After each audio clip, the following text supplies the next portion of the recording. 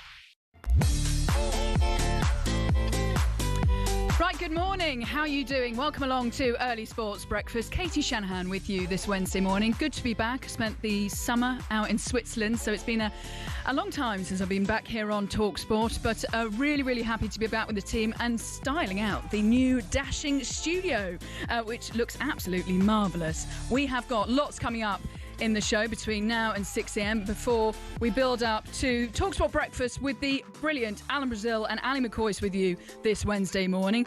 Nick Ellaby, what's coming up on the show today? Well, on the way over the next hour, we'll start in Belgrade. Serbia 0, England 5. Do England finally have liftoff under Thomas Tuchel? We'll take a look at talkSPORT's reaction to the box office appointment of Ange Postecoglou at Nottingham Forest. Plus, we'll get the latest on Craig Bellamy's Wales and the return of Angry Craig. And we'll go through the best of the front and back pages on this Wednesday morning as well. All right, thanks, Nick. Let's get into it, shall we? So nowhere else to start but England's emphatic win over Serbia. A really statement win, probably the best win under Thomas Tuchel. Bearing in mind the last win over Andorra was really underwhelming. You feel as though they really needed this, and a lot of the back pages are going with top grade, Belgrade, A-star, and the youngest team that Thomas Tuchel has fielded, and they certainly showed up last night, didn't they, Nick? Absolutely. I mean, from minute one, I think it was a little bit unfair to call them underwhelming against Andorra. I know we're going back over old ground here, but I think there were signs in that game that England were starting to find the patterns and the style they were looking for. 10, 11 players behind the ball, it's always hard to break down. 2-0, fine. Last night, had they lost last night, we would have been here listening to callers and texters saying, get Tuchel out, sack him. But 5-0. 5 different goal scorers, 4 goals from set pieces. Harry Kane scored his 74th goal for England. There are still people that we will hear from today that think Harry Kane should not be in the team. I think they're completely idiotic. If you want a guy to finish a chance, that's your man. I mean, Serbia weren't that great. For start, they left Harry Kane unmarked at a corner to nod in the first goal, and then it kicked on from there. But I think the most promising thing was maybe Morgan Rogers potentially solving a problem for England at number 10. I mean, that position is packed. We've got Jude Bellingham and Cole Palmer who are out, Phil Foden as well. But I like Morgan Rogers. He's a muscular number 10. Even some of those big Serbian lads were just bouncing off him. And then the little flick with the outside of his boot. That was stylish. That was nice. To put Noni Madueke in behind. And then Noni Madueke had a great game, potentially England's best player last night. He was bright from the start. Really good finish after that Morgan Rogers flick. So also people talking about on Sports Bar, which we will get to, is Saka going to have to play for his place again? Thomas Tuchel's got some big decisions to make. Who's going to play in the number 10? Who's he going to play out wide?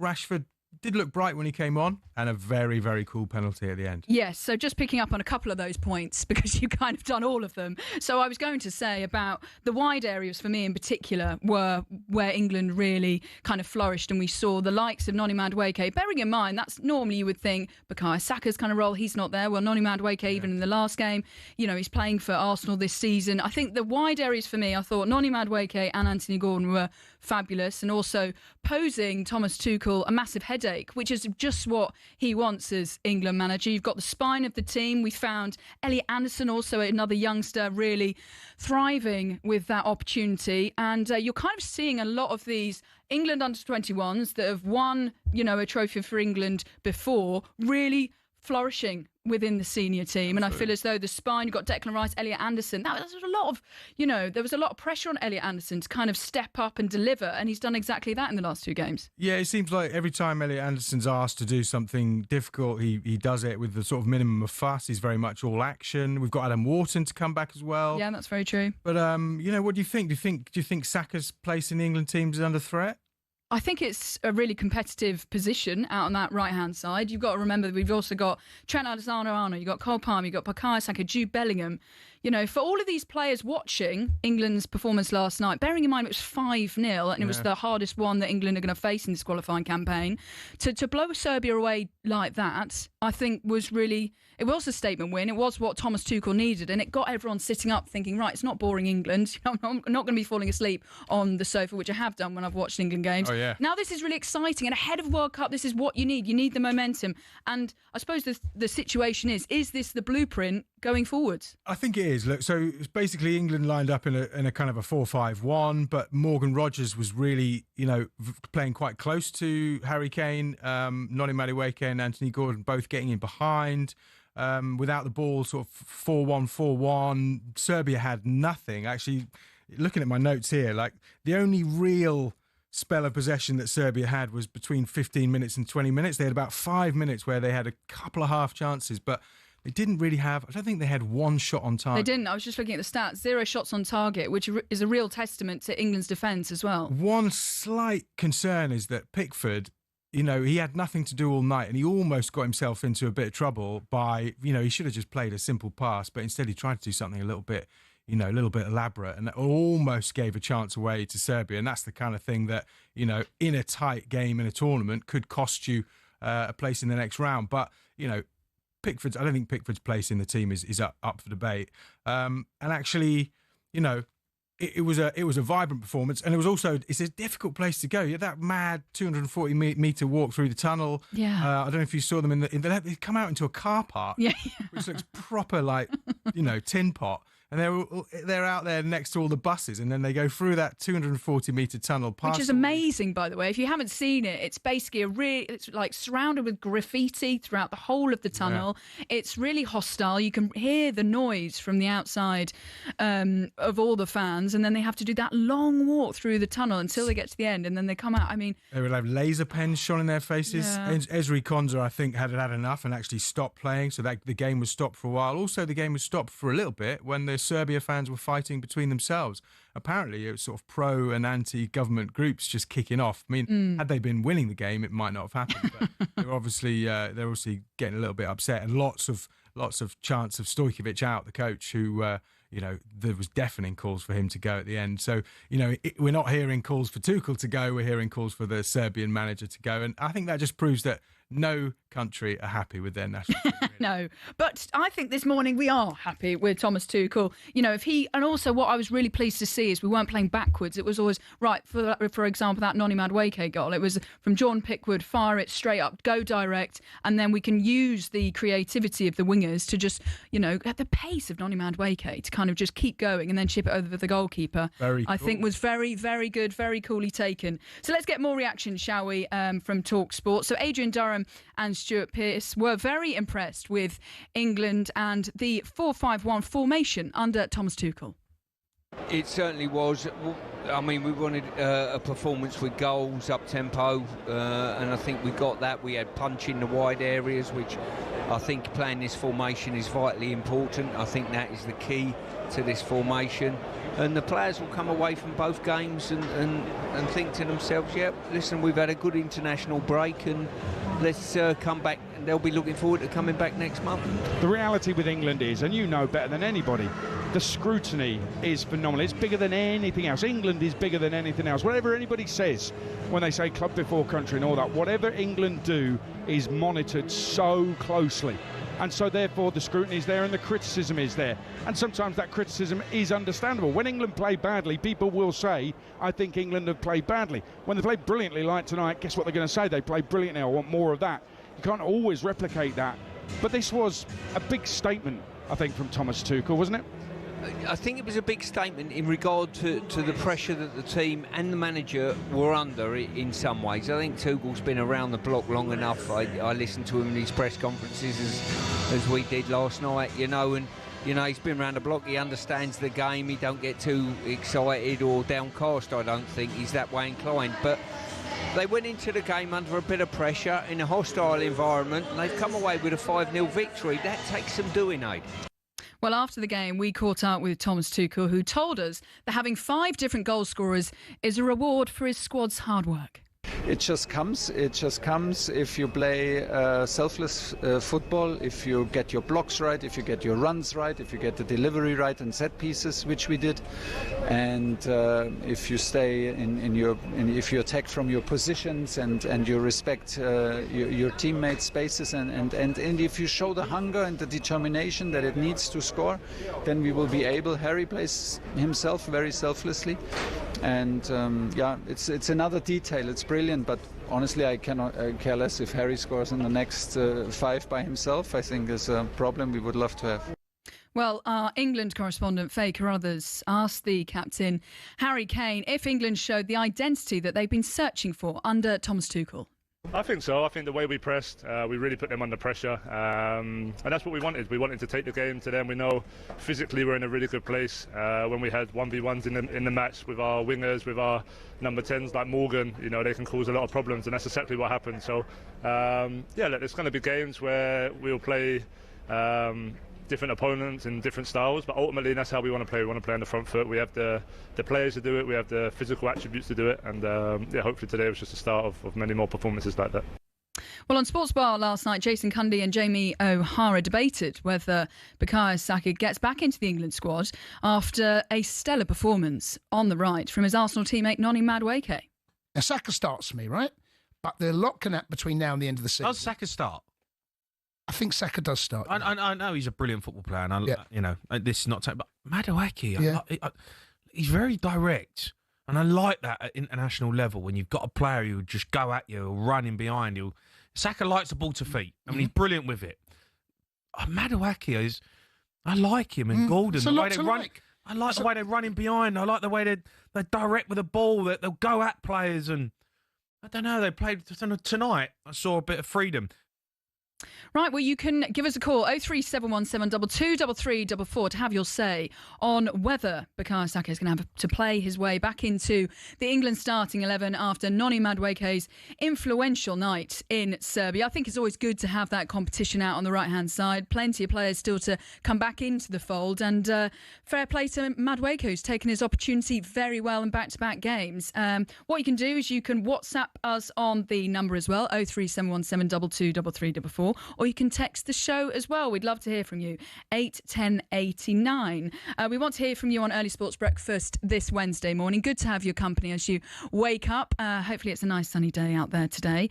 With Adrian Flux, insurance for the individual. You can find out more at adrianflux.co.uk. I'm Katie Shanahan, talking you through until 6 o'clock, where we'll be joined by Alan Brazil and Ali McCoist for talkSPORT Breakfast. We have got the headlines for you this Wednesday morning. Republic of Ireland's chances of reaching next summer's tournament were hugely dented following their shock 2-1 defeat in Armenia in Group F. Erling Haaland scored 5 as Norway brought the hammer down on Moldova with an 11-1 win. But Haaland's Man City teammate Omar Mamouche came off injured in Egypt's game with Burkina Faso. Wales manager Craig Bellamy says he was encouraged by his team's performance in their 1-0 defeat to Canada. The fixture in Swansea was the first of 2 friendlies before they host Belgium in a key World Cup qualifier next month. But Jesse Marsh's Canada coaches shook hands before the final whistle, and that annoyed the Wales boss. I'm actually really not happy because I really hate losing more than I like winning. And there's a big difference in that. And I see him celebrating at the end. I'm like, I hope I see you in a World Cup. I hope I see you again. But I have to also as well be gracious.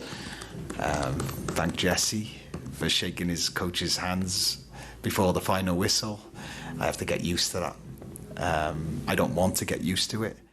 Well, Craig Bellamy, really encouraged by his team's performance in their 1-0 defeat to Canada. So, Wales callers, let's give us a call this Wednesday morning, 03717 223344. What do you think your chances are of qualifying for the World Cup? I remember being out there for the World Cup in Qatar and watching Gareth Bale score that penalty in emphatic fashion. I was literally just on the sidelines and watching that go in, and all the Wales fans behind the goal going absolutely nuts. So, always amazing to have Wales at a World Cup. So, what do you think are your chances of reaching the World Cup next year? Give us a call, 03717 223344. Wales' next game is a friendly with England. That's in October before their qualifier against Belgium. And we'll be keeping you across the game here on talkSPORT. And of course, for all of the biggest stories, you can go to talksport.co.com. Let's talk about another big story that has been reaching us over the last 24 hours. It's the replacement of Nuno Espirito Santo and Ange Postecoglou coming in at Nottingham Forest. Only recently been out of work since winning Tottenham their first trophy in 17 years. So let's hear how the reaction has been over talkSPORT.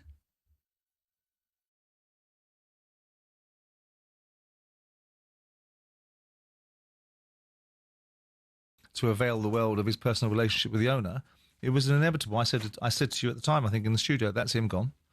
And so he has. Marinakis was quite sanguine about it last week, wasn't he? And quite balanced in his outlook, and talked about the emotional nature of managers and so on and so forth, and came back and sacked the fella. Yeah. And I'm not surprised. Brought it upon himself. It's not a casualty of football management where owners are being irresponsible and sacking people without giving them enough opportunity and so on and so forth. This is a manager that he's prepared to say the things he said for no reason. There's no necessity for it. And it's the same similar thing that he did at Wolves. I think they got fed up with him at Wolves doing this sort of stuff. And coming out and saying what his relationship with the owner is, to the public, to the media, is just a stupid thing to do. What do you expect to happen? Well, Forest legend Stuart Pearce told White and John he isn't sure Ange's style suits the current squad. The only thing that worries me, Simon, is the style of play. I think there's a group of players here that have got into a groove, and the style of play has brought them success. That counter-attack, I think certainly the two centre-halves enjoy having people around them to cover them up a little bit and gets the best out of them. If you're going to play expansive and open, does that suit Forest with their counter-attack method of play? That's my question mark with Ange. Well, my question is on Ange. Well, first of all, it's great to see him back in the Premier League, proven lots of people wrong in the process after saying, which is a very bold statement, that he always wins something in his second season. And he certainly did that, winning Spurs, their first trophy in 17 years, only to be sacked straight after, which I thought was brutal. But to be fair, the league form wasn't good enough, was it? Finishing 17th in the Premier League, 22 defeats, which was the most of any team not to be relegated in a 38-game Premier League season. The main question that I've got is will he get on with head of football operations Edu, who came over from Arsenal to Nottingham Forest? Because reports suggest that that's where it really went wrong for Nuno Espirito Santo. He and Edu didn't get on, and to be fair, it's probably the second most important relationship to have at a football club. Then he said that the relationship had changed with the Forest owner, Marinakis, which just highlights that maybe he had sided with Edu, and soon enough Nuno was shown the door. But what's to suggest that Ange will have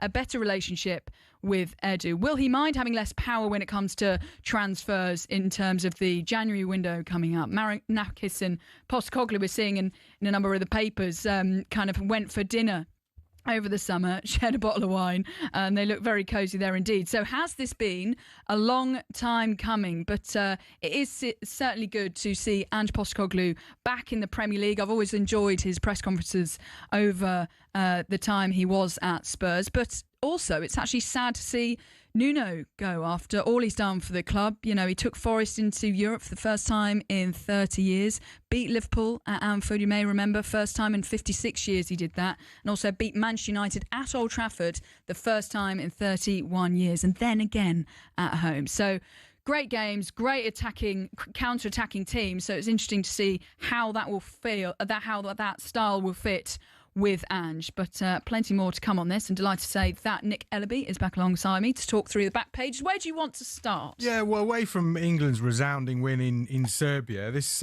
column from Martin Samuel in the Times caught my eye. I mean, for me, Martin Samuel is one of the best sports columnists in the country right now. He has been talking about a settlement between the Premier League and Manchester City concerning the sponsorship rules, which is kind of known now as APT2. The Premier League had to change the rules around associated party transactions, which basically means sponsorship deals that you get from companies that are connected to the owners of your club. And in this case, it's Manchester City's deal with Etihad Airways, who are owned by guys in Abu Dhabi, who also, connected to the owners of Man City. And is that sponsorship deal of fair market value? This was separate from the 115 or now 130 charges that Manchester City have been charged with, which they deny any wrongdoing over. This was about those sponsorship deals, and they came to an agreement over, okay, the Premier League can keep their new rules, they're binding now, and Man City can crack on with this massive deal from the Etihad Airways. The other Premier League teams, they want some clarity on this because they're concerned that Man City could pull away. Man City's commercial income is actually higher than any other Premier League club. Martin Samuel writing in the Times that actually this is common sense. He's for this settlement and he thinks something similar should happen with the 115 charges as well. I know a lot of fans listening will not think the same. I know Jose Mourinho doesn't think that either, who says his second place with Man United behind Man City was one of his biggest achievements in football, and intimated that maybe Man City were doing something wrong. And Martin Samuel talking about the previous Premier League boss, Richard Scudamore, who was a very good negotiator in terms of selling those rights for the Premier League, making that a global success that it is today. I mean, I don't know if you think that they did the right thing on just sort of settling and moving on. Well, it has been going on for quite some time, hasn't it? I feel as though it was going to roll on for years and years. I'm glad that we've been able to, reach a settlement and we can kind of move on from here, and it doesn't take up too much more of the Premier League's time. Yeah, I mean, we're still waiting for the result on those 150, 130 charges now. We keep thinking is it next month? Is it next month? At some point this season, I imagine it's going to come out. But good column from Martin Samuel in the Times. What else is there? Because obviously most of the back pages, we've got headlines like "Lift off at last" regarding England, top grade, Lions run riot in Serbia capital, Belgrade A. So all the back pages really are saying, Lions make the grade across a lot of the back pages. And there's a which other story would you like? Bit of fun with the golf. With the Ryder Cup coming up. I don't know if you've seen the USA's new Ryder Cup T-shirts they'll be selling to fans at Bethpage Black. Well, I've had a little glimpse. So it says USA Ryder Cup. There's a silhouette of a golfer on it, but it looks remarkably like Rory McIlroy and his kind of trademark follow-through with the club across the back of his shoulders. And this was put to Rory McIlroy. He said, look, do you think that's you on the front of these USA Ryder Cup T-shirts? And he'd say, look, it looks quite like Adam Scott, but it also does look a lot like me. So quite an amusing thing that maybe those USA fans will have pictures of Rory McIlroy, on their T-shirts during this Ryder Cup. And hopefully Rory McIlroy will be all over USA as well in the tournament. Well, I've got time for just one final story. Cricket story, I believe. Yeah, so Brendan McCullum talking about the Ashes, great build-up. Obviously, we've been talking about this ever since the last day of the India Test this summer. England are playing South Africa in the first of 3 T20 internationals starting today in Cardiff, Sophia Gardens. I think John Norman will be bringing us updates from that on talkSPORT. But McCullum sort of saying, look, England can match the Australians man for man in the Ashes. I think in terms of the batting, that's probably going to be all right. In terms of the bowling, we're looking at one of the greatest bowling lineups cricket has ever seen. I mean, I don't know if you think that England... We haven't won a test since 2010. No. Do you think we can win one this time? Why not? Let's do it. Nick Ellaby, thank you ever so much for your time. You'll be back very shortly. Katie Shanahan with you this Wednesday morning. talkSPORT Breakfast will be coming up for you at 6 a.m. with Alan Brazil and Ali McCoist. Up next, we're going to be having some fun with the front pages. Stay where you are.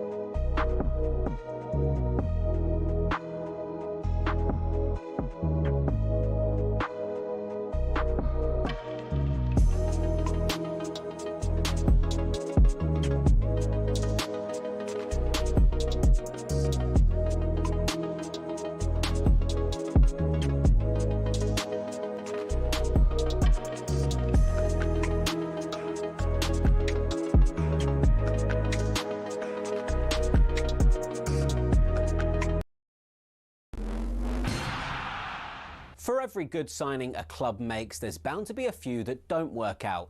Manchester United have certainly had their fair share of those, especially since the end of their golden age under Sir Alex Ferguson. Here are some of the Red Devils' worst signings since Fergie. First up, Alexis Sanchez.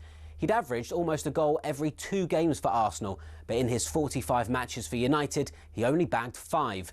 Next up, Radamel Falcao, dubbed El Tigre, or the Tiger.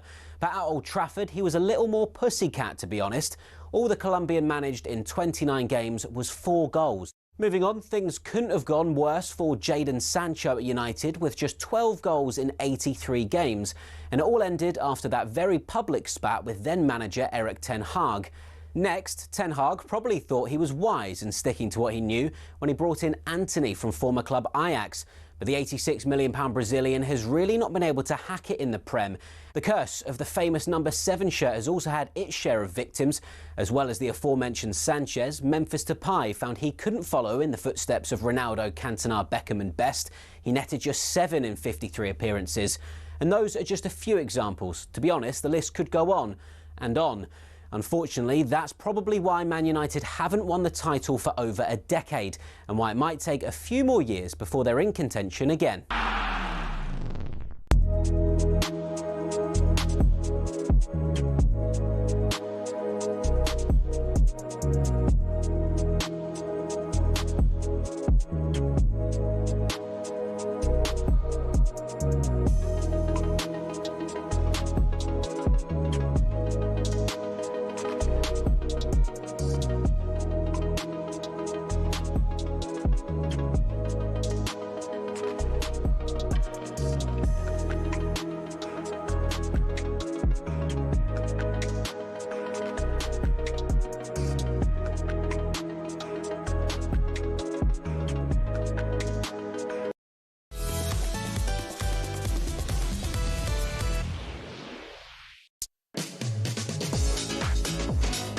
Good morning. Welcome along to Early Sports Breakfast. Good to have your company this morning. Did you watch the England game last night? Well, it was a performance and a statement win by Thomas Tuchel and his men. 5-0 thrashing over Serbia. Such a good team as well.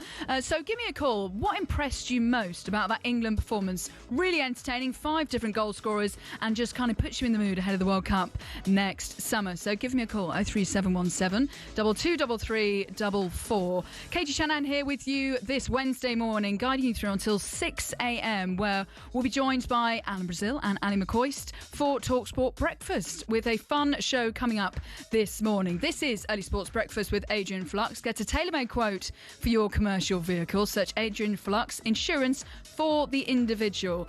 Right, let's hear what the boys said on Sports Bar after that performance. Here is Jason Cundy, who's praising the England team for their performance against Serbia.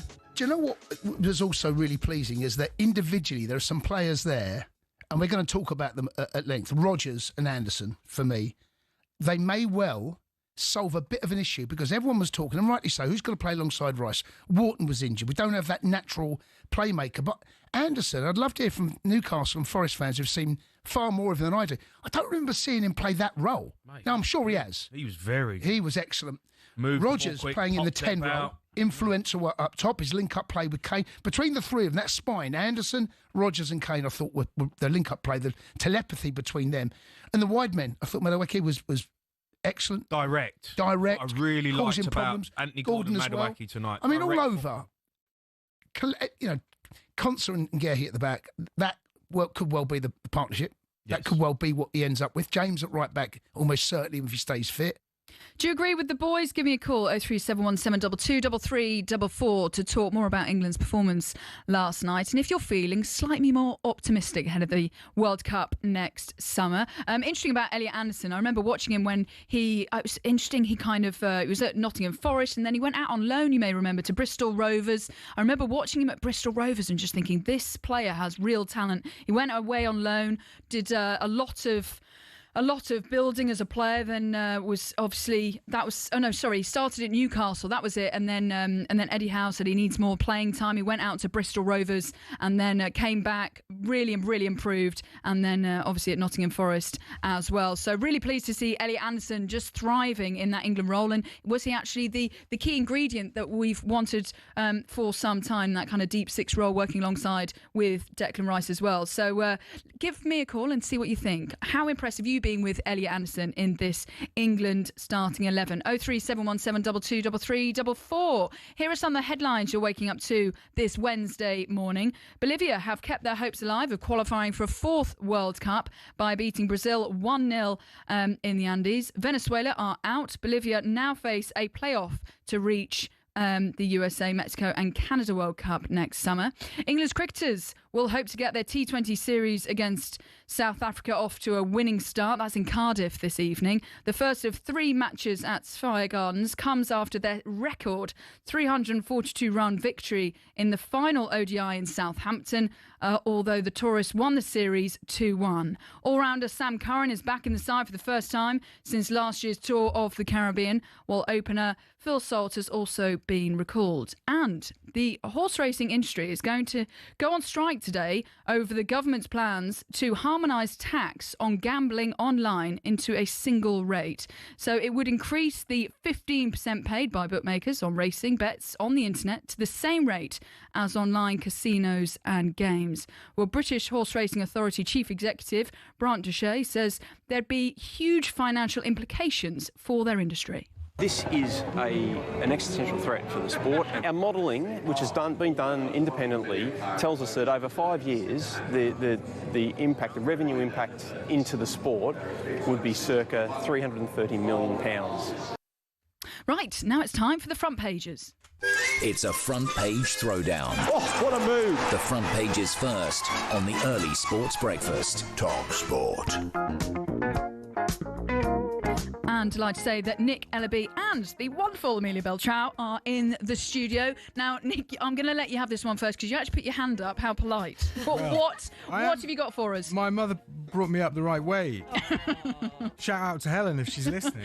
We've actually heard about Helen quite a number of times on this show. About the condoms in the stocking. Yes. We won't go over that. We won't go over that again. Nick Ellaby's mum gives condoms in the stocking for every Christmas? Well, it was from when I was... Not so much anymore. From when I was doesn't 15. Get as much activity as 15. From when I was 15 to about 18. Only 3 Christmases. Oh. That's so legendary.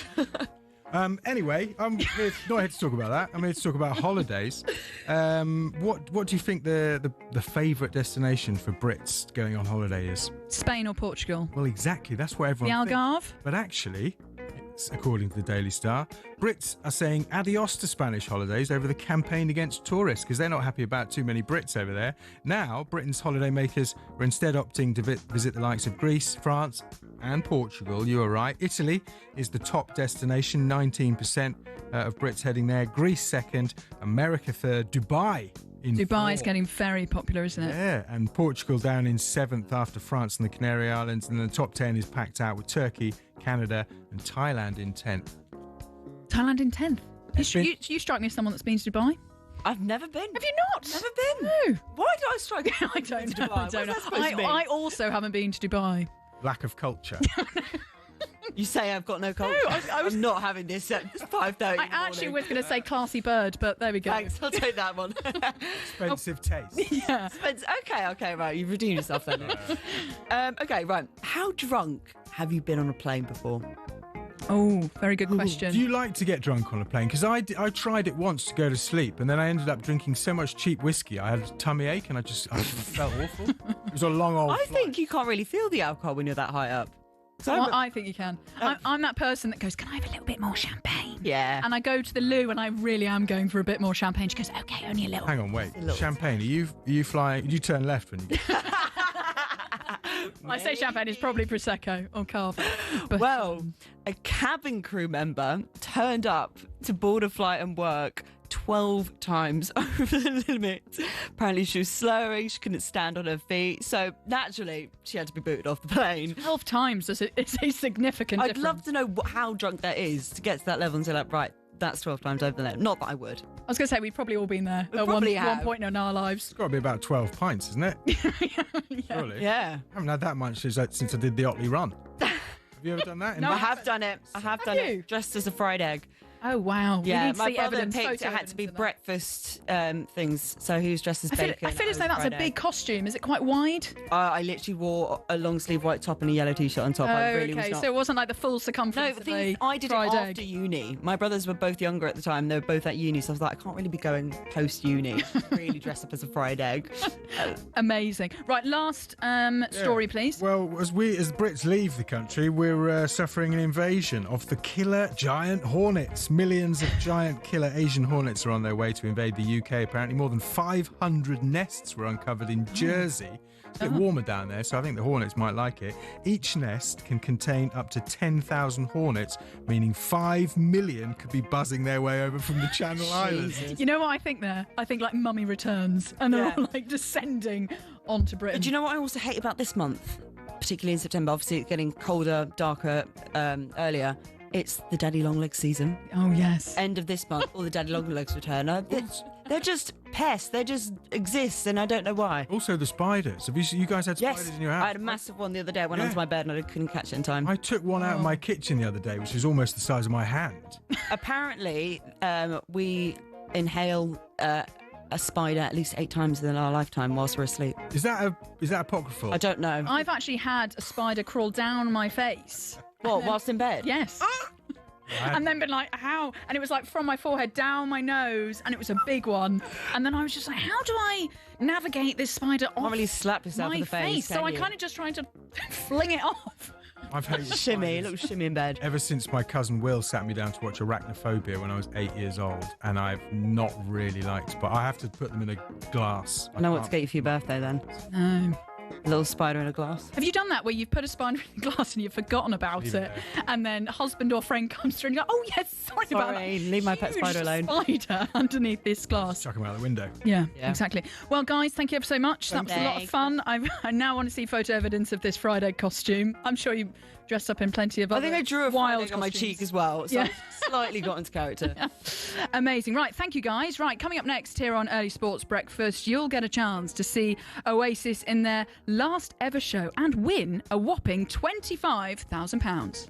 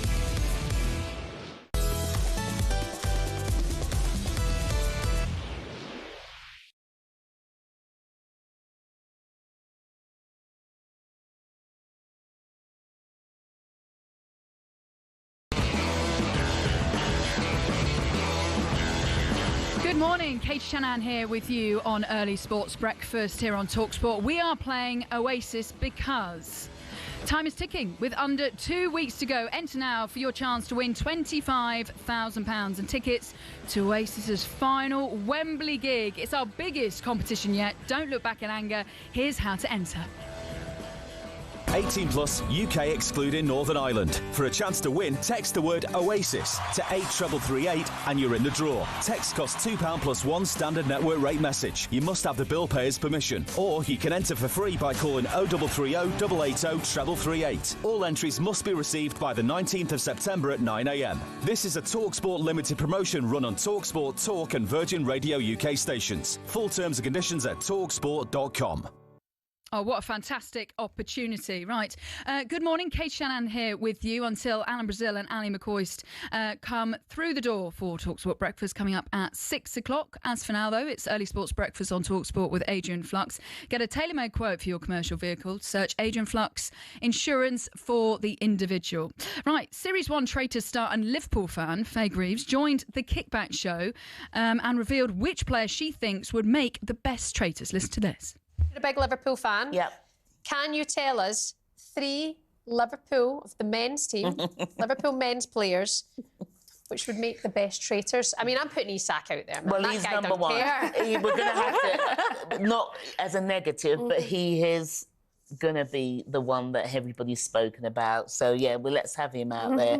Van Dijk, because of his defence, you know, nothing phases him. Yep.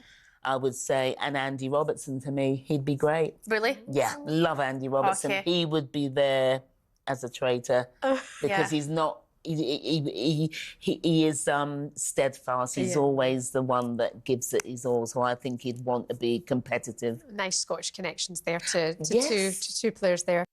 I think that's a really interesting topic, isn't it? Which Premier League players would make for a good traitor or a good faithful? I was thinking, you know, Alexander Isak, yeah, a traitor maybe, but also Mark Gahey for a faithful as well, I think, bearing in mind what's been going on in the transfer market at the moment. Mark Gahey would be a brilliant faithful. Now, moving on to boxing, as Queensberry promoter Frank Warren was in with White and Jordan yesterday following the announcement of Joseph Parker versus Fabio Wardley, as well as providing an update on Moses Atauma's next bout. He was keen to caution about the future of Daniel Dubois after he missed the start of his fight with Alexander Usyk because he was gathering as he was at a gathering at his dad's house. Things going forward to be different. Yeah, I do. And they can have to be because you can't. In what you way? just can't. Well, the most important thing: get to the venue on time. Yeah. I mean, you want to be in there. You want your fighter to be relaxed. You want him to be, they're not worrying about other stuff, worrying about other people who are sitting watching fights. You want your man there. You want the guy who's having the fight of his life in the biggest fight ever, 4 heavyweight belts on the line, first time in this country ever happened. Should be going right. Put your best version of yourself You forward. leave nothing to chance. And what I don't like about it is that I don't want it to sound like if it weren't for that, we'd have not a chance. that affected the decision. You know, Usyk boxed brilliantly that night, done what he had to do. Daniel had a good couple of early rounds, and then it just didn't work out. Right, talkSPORT will keep you right up to date and across the Fabio Wardley versus Joseph Parker fight next month from London's O2. Right, Alan Brazil and Ali McCoist are very shortly going to be coming up with talkSPORT Breakfast at 6 a.m. And yesterday, Ali was here with Jeff Stelling and they discussed whether, get this, Only Fools and Horses is the best British TV show of all time. Where does that stand in TV? Up there. Up there. Top 10, top 5, top 1? Well, it's up there. It's in the conversation. Certainly top 10. I mean, it's genius. It is. David Jason must be one... He must be one of the best things we've ever produced in this country. A wonderful, wonderfully talented human being. Yeah. Isn't he? Ah, brilliant. It was just a joy, Look. And I will never, ever forget, honestly, I will never forget when the two of them appeared over that hill with the Batman and Robin. I'll never forget that. Yeah. Literally on the floor, hold my sides. Yeah. It was genius. And my favourite single moment of the entire series was Del Boy trying to look cool and suave and leaning on the bar. but the bar has gone by then. It was fantastic. You've got some quotes, because some famous quotes posted online today. Brilliant. Yeah, dear old Grandad, bless him. He was about as useful as a pair of sunglasses and a bloke with one ear. Very, very good. And that obviously mentions the one when he was leaning on the bar trying to impress the women. It was incredible. And he says, I think we're on a winner here, Trig. Play it nice and cool, son. Nice and cool. Now I'm mine. Then the next minute, bang, down he goes. Yeah. Wasn't it just fantastic? Oh, I mean, Only Fools and Horses has definitely got to be up there for one of the best British TV shows of all time. But I'm also going to throw in Fawlty Towers. That was also, so many funny memories of Fawlty Towers, John Cleese and Manuel running around the hotel. And a personal favourite of mine, Vicar of Dibley, definitely gave me many, many funny moments. And maybe another time I'll show you my Alice impression, R.I.P. to Alice. But Dawn French, also one of my favourite comedians as well. Oh, I've just had another shout in my ear, Blackadder. Yeah, that's a great shout. One of the best British TV shows of all time. What's your favourite? I'm sure we'll be talking about that over the next couple of hours as well. But Jeff and Ali thinking Only Fools and Horses. They've thrown that one into the ring. Well, we've got loads of guests coming up for you on Breakfast with Alan and Ali this morning. Here's what's coming up. So we've got Wales legend Robert Earnshaw will be on the show to talk about Craig Bellamy's reign as Wales manager. Stuart Pearce is here to talk about England's thumping win in Serbia, and that's what's dominating a lot of the back pages this morning, with the back page of the Mirror saying top grade, similar headlines across all of the pages actually. Lions make the grade, in the back of page of the Times. We've got lift off at last. You felt as though it was a statement victory, which is what they've also gone with after this. Statement victory for Thomas Tuchel as Madueke, Consanguehi score their first England goals. Yes, Madueke on the back page of a lot of these back pages this morning as England thumped Serbia 5-0. We're also going to be having former England defender Stephen Corker is on as well, and plenty more to be coming up for you here on talkSPORT Breakfast with the boys. You've been listening to Early Sports Breakfast with me, Katie Shanahan, and with Adrian Flux as well in insurance for the individual. Find out more at adrianflux.co.uk. Alan Brazil and Annie McCoist are up next. Have a great day.